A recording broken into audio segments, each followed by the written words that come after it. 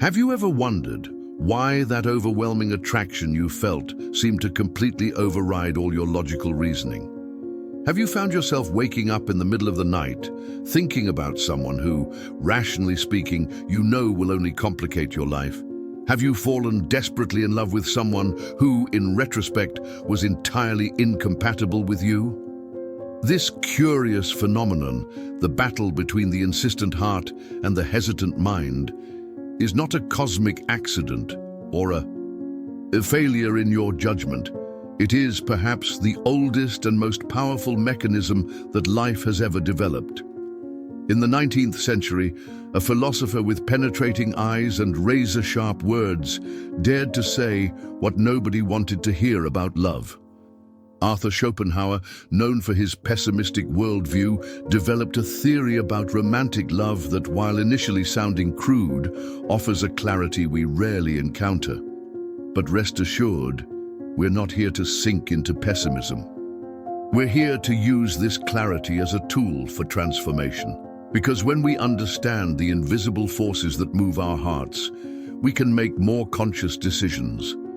When we see love for what it really is, we can better love ourselves and others. This is not intended to disenchant you. It's meant to help you love with your eyes wide open. Are you ready to see the truth behind the most glorified and misunderstood feeling of human experience? Prepare yourself, because after this conversation, you'll never look at love the same way again. The illusion that moves us. Schopenhauer's brilliance lies in having seen through the veil that we all prefer to maintain. While poets, musicians, and filmmakers have dedicated themselves to glorifying love as the ultimate expression of our individuality and freedom, he dared to suggest something radically different: that when we love, we are rarely free. That when we desire, we seldom understand what's really happening inside us. Imagine for a moment that you're an actor in a play. You believe you're improvising your lines, that each word and gesture spontaneously emerges from within you. But without your knowledge, there's an invisible script written in a language you can't consciously read. Every impulse, every acceleration of your heart, every sleepless night thinking about that person, everything follows a plan you didn't design. This is the first great revelation of the metaphysics of love. What we call romantic love is the most beautiful disguise nature created to fulfill its fundamental purpose, the continuity of the species. Think about it. Isn't it strange how you can meet hundreds of people throughout your life, but only a few, sometimes just one, awakens in you this uncontrollable storm? Isn't it curious how this attraction can completely ignore your plans, your values, even your sense of self-preservation? Here's the uncomfortable truth. The will to live, that primordial force that Schopenhauer identified as the core of all existence, isn't concerned with your individual happiness. It doesn't care if the object of your desire is compatible with your personality, your goals, or your lifestyle. The only thing that matters is the creation of a new life, the combination of characteristics that will perpetuate the species. And to achieve this, it makes us believe we're pursuing our maximum personal happiness. Love is a mirage in the desert of our existence. Thirsty for meaning and connection, we run toward it convinced we'll find fulfillment there. But when we arrive, once the illusion has served its purpose, the mirage disappears, leaving us confused, wondering what went wrong. Does that sound bleak? It doesn't have to be. Because here comes the transformative part. Consciousness liberates us.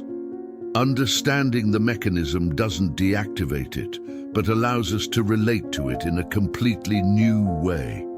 When you feel that overwhelming attraction to someone, you no longer need to be a puppet of unconscious biological forces.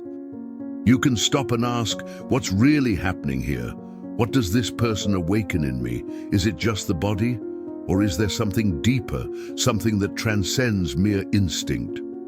Schopenhauer invites us to be realistic. Sexual desire is powerful precisely because it serves a purpose that goes beyond momentary pleasure. It's not just sex, it's life seeking to perpetuate itself through us. And here's the practical lesson: love, but don't idolize.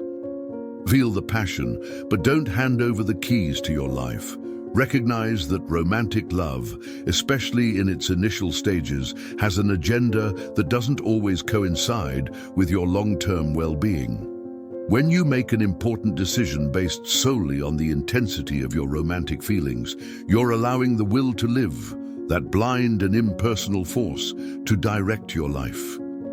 And while it may lead you to incredibly intense and transformative experiences, it can also lead you to abysses of unnecessary suffering. Ask yourself honestly, how many times have you seen intelligent and sensible friends make disastrous decisions for love? How many times have you wondered, looking back, what was I thinking? The truth is that you probably weren't thinking, you were feeling. And those feelings, however authentic they were, weren't born completely from you.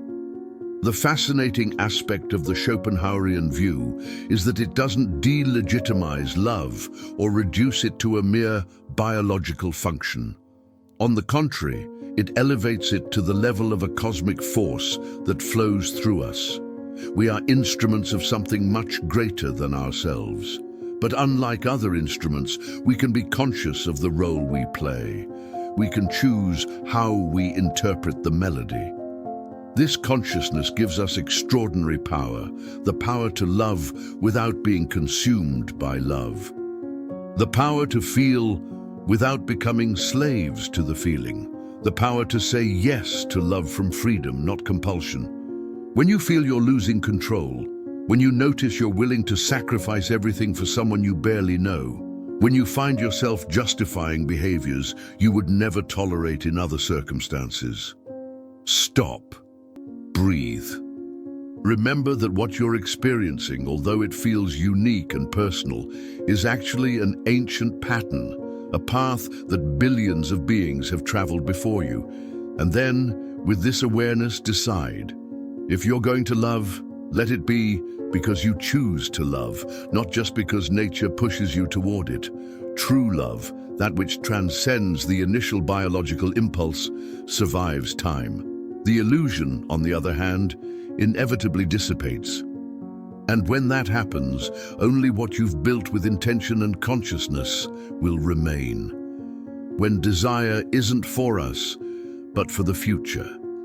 There's an invisible calculation happening when two people meet and feel that indescribable spark.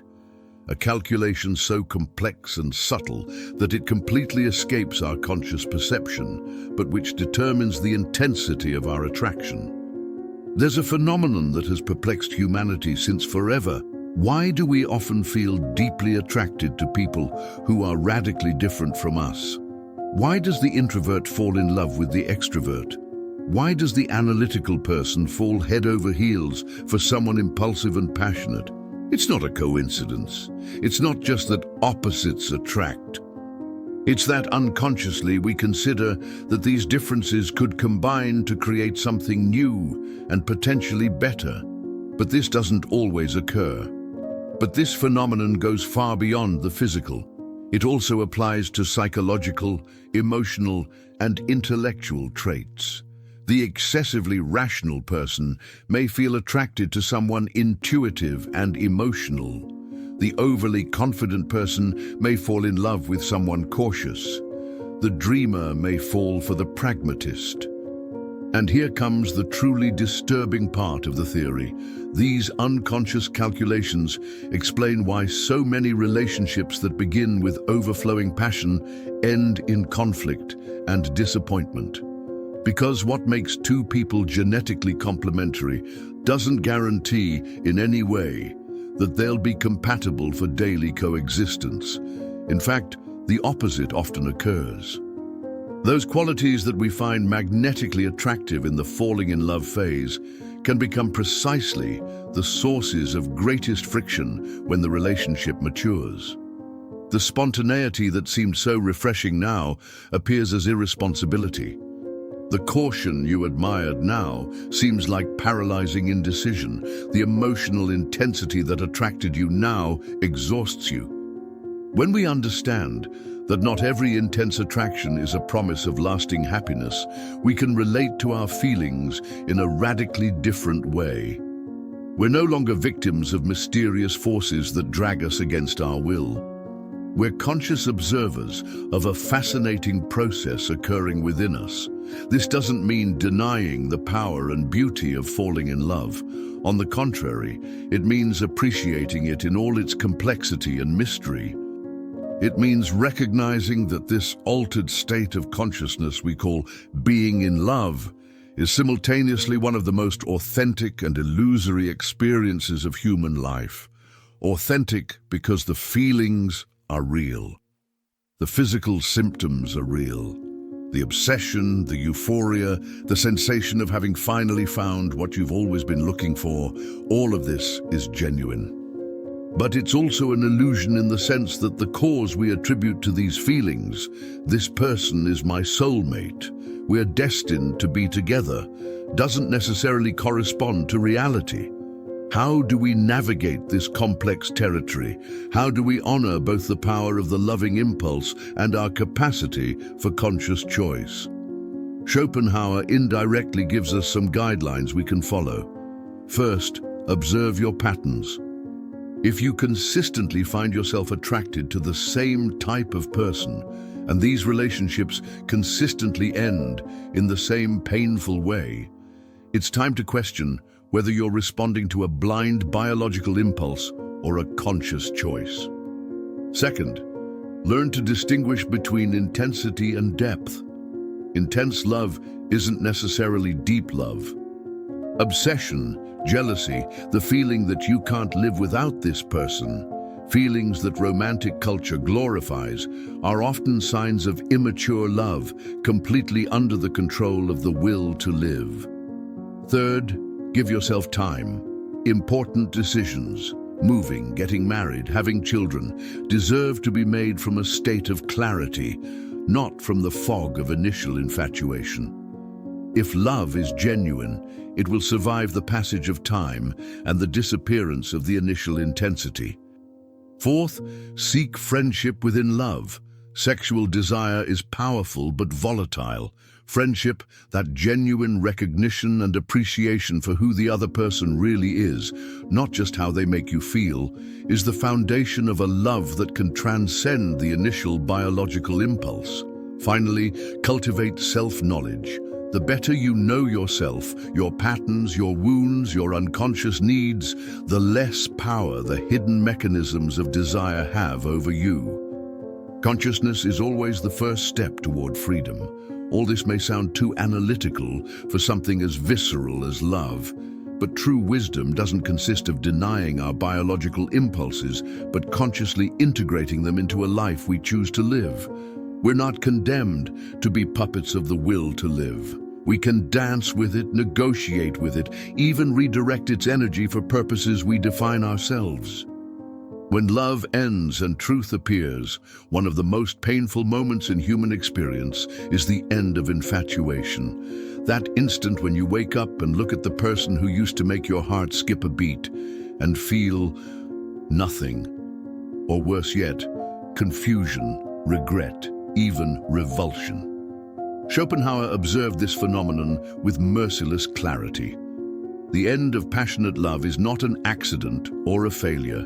It's the natural outcome of a process that, from the beginning, had a programmed expiration date. This is the moment of truth in every relationship, because when desire evaporates, the only thing left is what was consciously built: trust, respect, friendship, shared projects, common values. If the relationship was based exclusively on the intensity of passion, that powerful but temporary biochemistry, then the awakening can be brutal. Suddenly, you clearly see all the incompatibilities that the fog of infatuation concealed. Suddenly, you wonder how you could have committed so much of your life to someone who now seems like a stranger. This is the origin of so much resentment, so many bitter divorces, So many fractured families. The species has already achieved what it wanted, the possibility of a new life, and now the individual finds themselves alone, facing the consequences of decisions that, in retrospect, don't seem entirely their own. But it doesn't have to be this way. The end of infatuation doesn't need to mean the end of love. In fact, it can be the beginning of something much deeper and more lasting. This is where Schopenhauer's seemingly pessimistic vision transforms into an invitation to wisdom. Because understanding the temporal nature of passion allows us to build on more solid foundations. It allows us to distinguish between love as a biological phenomenon and love as a conscious choice renewed each day. Think of it this way: falling in love is like a rocket that launches you into space. It provides the initial energy, the acceleration needed to escape the gravity of your solitary existence.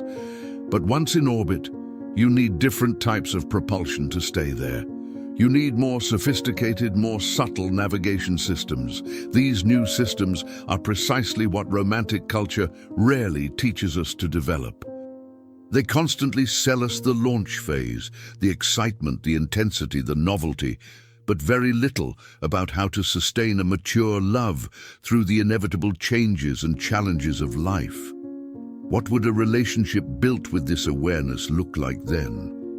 What would a love that doesn't depend on perpetual illusion, but integrates the truth about its own nature, look like? It would be, above all, a realistic love. A love that doesn't demand that the other person be perfect, or that feelings always maintain their maximum point of intensity. A love that understands there will be days of passion and days of indifference, days of deep connection and days of distance.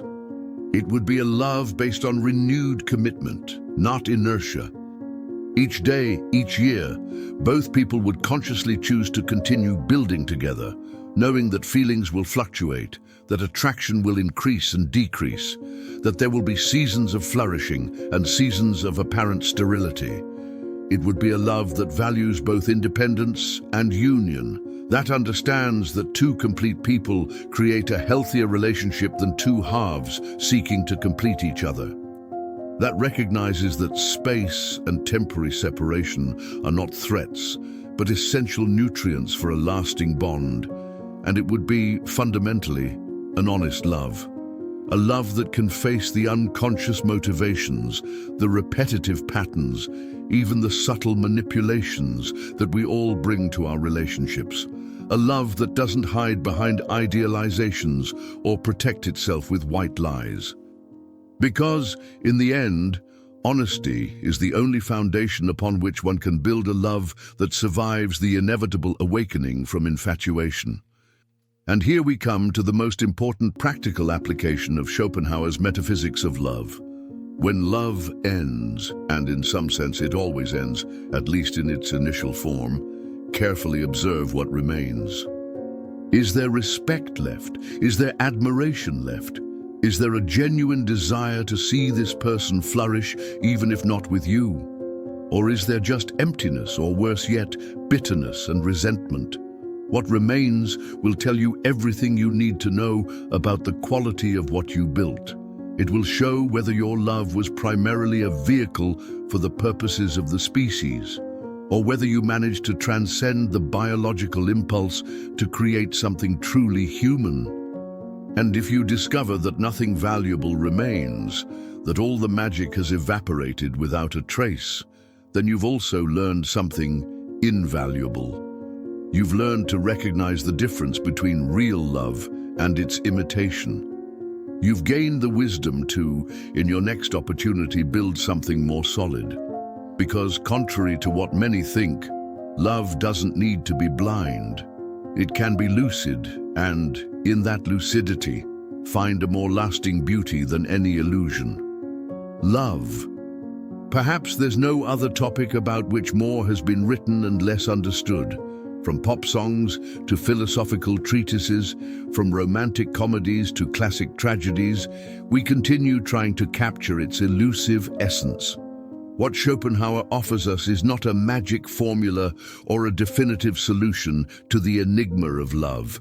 He offers us something that may be both more valuable and more disturbing, an unfiltered look at the forces that really move our hearts. If there's something we can extract from his metaphysics of love, it's that love is not a mistake, nor a weakness, nor an arbitrary cultural construction. It's a brilliant strategy of life to perpetuate itself. It's the way nature seduces us to participate in its eternal project of continuity and evolution. And this revelation, far from stripping love of its magic, gives it a cosmic dimension. When we love, we're participating in something much greater than our individual desires. We're taking part in a dance that began with the first living beings and will continue long after we've disappeared. This perspective can be liberating. It frees us from the tyranny of fairy tales, from the pressure to find the one, from the idea that love must follow a predetermined script to be valid. Understanding that love is, in part, an illusion doesn't mean we should renounce it. Illusions, after all, can be beautiful and meaningful. The sunset is no less spectacular because we know it's just an effect of light refraction. What this understanding offers us is the opportunity to relate to love in a more conscious way, to enjoy its beauty without being completely consumed by it, to feel its power without converting it into our tyrant, and above all, it invites us to build loves that transcend the initial impulse, loves that integrate both the wisdom of the mind and the wisdom of the body. Loves that are both passionate and sustainable, both intense and lasting. Love is the truest illusion we know. It teaches us, transforms us, challenges us, and even when it disappoints us, it reveals aspects of ourselves that we needed to discover. There's no shame in loving. The shame would be in doing so unconsciously, in handing over the keys to our lives to forces we neither understand nor question. So the next time you feel those butterflies, that irresistible pull towards someone, that absolute certainty that you've found your person, savor the magic, the beautiful biochemistry of falling in love. And then, take a step back, breathe, ask yourself, what am I really seeking here? What old need is being activated? Am I consciously choosing, or am I being chosen by forces operating beyond my consciousness? Not to judge yourself, but to know yourself. Not to resist love, but to love yourself first enough to enter into love with your eyes open. Because the true power isn't in avoiding life's illusions, but in consciously relating to them, in transforming them from unconscious prisons into games we choose to play. Love, seen through Schopenhauer's eyes and reinterpreted for our time, isn't a deception from which we should escape. It's a mystery we can learn to navigate with more grace, more wisdom, and ultimately, more joy. And isn't that, after all, the deepest lesson that love has to teach us? That even amid the impersonal forces that flow through us, there's always space for personal choice, for the creation of meaning, for the transformation of the biological into something truly human. So love consciously, and when the illusion inevitably fades, remember that what remains can be even more valuable than what's gone. Now I'd like to know, what was the hardest or most beautiful lesson that love taught you? Share your experience in the comments, like this video if it changed your perspective on love in any way. Subscribe to the channel for more philosophical explorations applied to everyday life, and share this video with someone you believe needs to hear this today. See you in the next video.